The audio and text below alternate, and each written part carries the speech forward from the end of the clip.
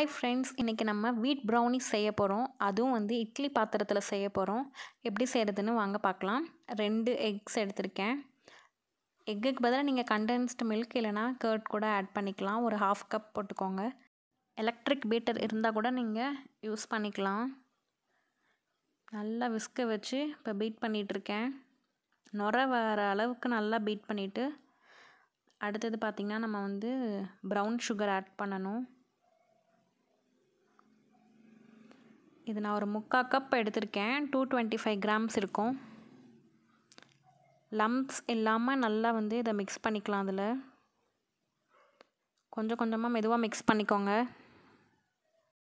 அடுத்து நம்ம வந்து ஆயில் மிக்ஸ் பண்ணணும். என்னோடய கிளிப்பிங்ஸ் மிஸ் ஆகிடுச்சு, ஸோ நான் வந்து மெஷர்மெண்ட் மட்டும் சொல்கிறேன். ஆயில் வந்து பார்த்திங்கன்னா 40 to 50 ml ஆட் பண்ணி அதையும் நல்லா அதோட மிக்ஸ் பண்ணிக்கோங்க. கட்டி இல்லாமல் நல்லா மிக்ஸ் பண்ணிக்கோங்க. அடுத்தது பார்த்திங்கன்னா வெனிலா எசன்ஸ் ஆட் பண்ணணும். இது எதுக்குன்னா அந்த எக் ஸ்மெல் வராமல் இருக்கிறதுக்கு அண்ட் ஒரு ஃப்ளேவருக்காக வந்து ஆட் பண்ணுறோம். 1 டீஸ்பூன் ஆட் பண்ணிக்கோங்க.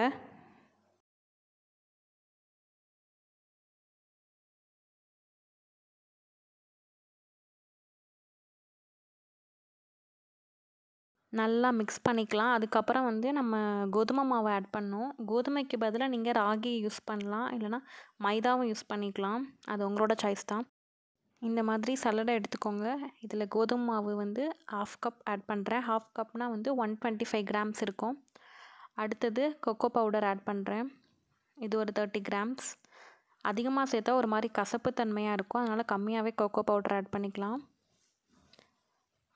அடுத்தது கொஞ்சோண்டு சால்ட் ஆட் பண்ணிக்கலாம். அடுத்தது பேக்கிங் பவுடர் 1/2 டீஸ்பூன் ஆட் பண்ணுறேன். இப்போ இது எல்லாத்தையும் சேர்த்து நம்ம நல்லா சலிச்சிக்கலாம். சலிக்காமல் ஆட் பண்ணால் நமக்கு வந்து கட்டி கட்டியாக இருக்க மாதிரி இருக்கும். ஸோ அதனால் வந்து சலிச்சிட்டே இந்த மாதிரி ஆட் பண்ணிக்கோங்க.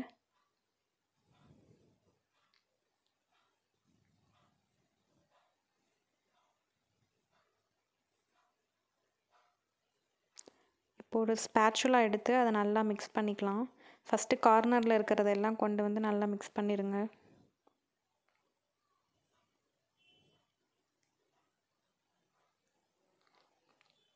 அதுக்கப்புறம் பார்த்திங்கன்னா கட் அண்ட் ஃபோல்டு மெத்தடில் வந்து அப்படியே மிக்ஸ் பண்ணணும். ரைட்லேருந்து எடுத்துகிட்டு வந்து சென்டரில் வந்து ஃபோல்ட் பண்ணணும்.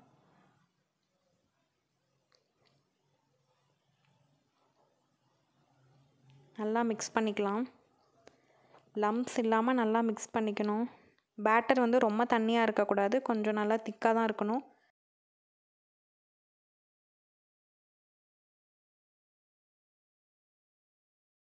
இந்த ஸ்டேஜில் பார்த்திங்கன்னா டார்க் சாக்லேட்ஸ் ஆட் பண்ணலாம்.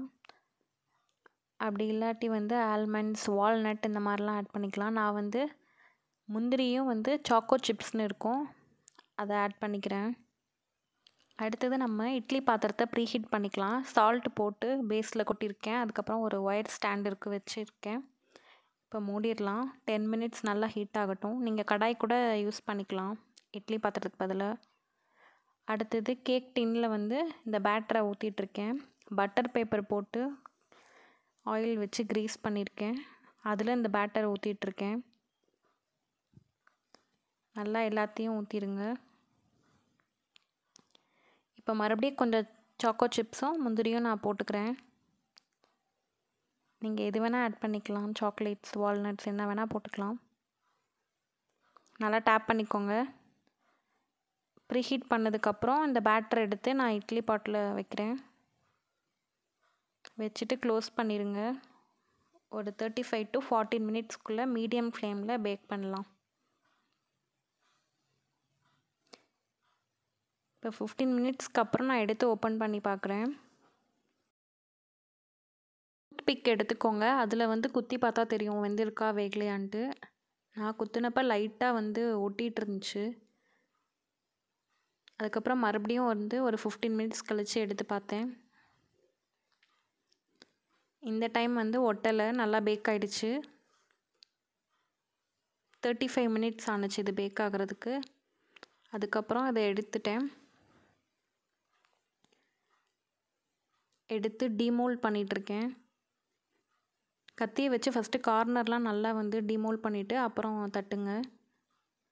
ஸோ சூப்பராக நல்லா பேக் ஆயிருந்துச்சு.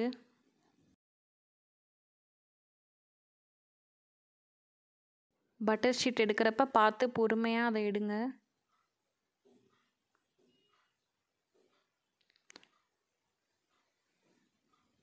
நல்லா மேலெல்லாம் கிராக் ஆகிருந்துச்சு. ப்ரௌனிஸ்லாம் அப்படி தான் கிராக் ஆகி வந்திருக்கும். எனக்கு கார்னர்லாம் கட் பண்ண மனசே வரல. சரி இருந்தாலும் கட் பண்ணிகிட்டு இருந்தேன். இப்போ நான் ஸ்கொயர் ஷேப்பில் தான் கட் பண்ணிகிட்ருக்கேன். ப்ரௌனிஸ் பார்த்திங்கன்னா ஸ்கொயர் ஷேப்பில் தான் இருக்கும். இதிலே இன்னும் கொஞ்சம் பேட்டர் செஞ்சு நம்ம வந்து பேக் பண்ணால் அது கேக்கு ப்ரௌனி கேக் மாதிரி இருக்கும். இப்போ நடுவில் கட் பண்ணுறேன்.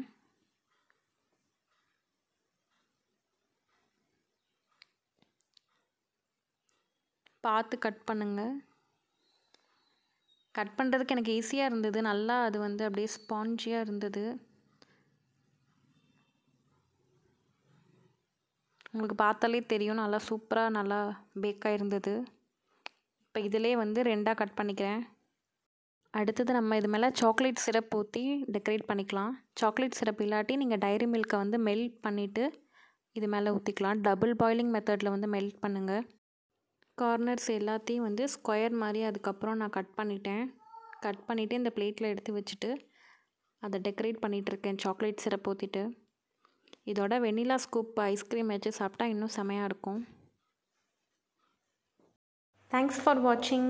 இந்த வீடியோ பிடிச்சிருந்தா லைக் பண்ணுங்கள், கமெண்ட் பண்ணுங்கள், ஷேர் பண்ணுங்கள் அண்ட் மறக்காமல் சப்ஸ்கிரைப் பண்ணிடுங்க.